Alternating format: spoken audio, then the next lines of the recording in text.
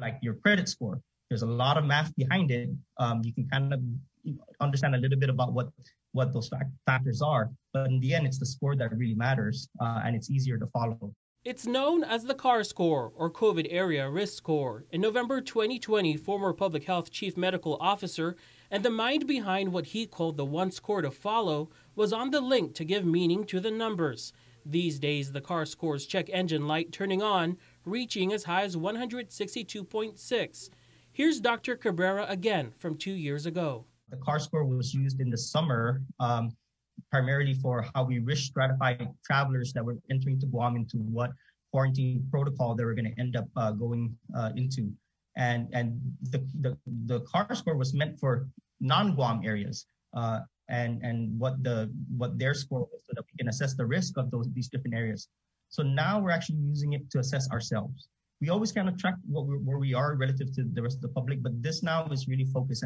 And in all honesty, this is the third version of the CAR score. The score took into account incidence of new cases, test positivity rate, and rate of spread.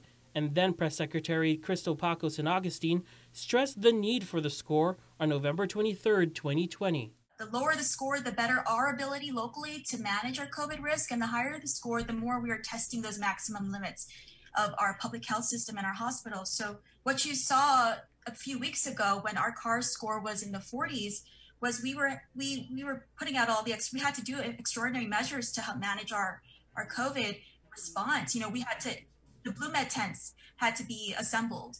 We've had to, call on our military counterparts to help supplement or augment our staffing in the hospital. This morning, she told KUAM that the formula was created before public health interventions like vaccinations, boosters, and treatment.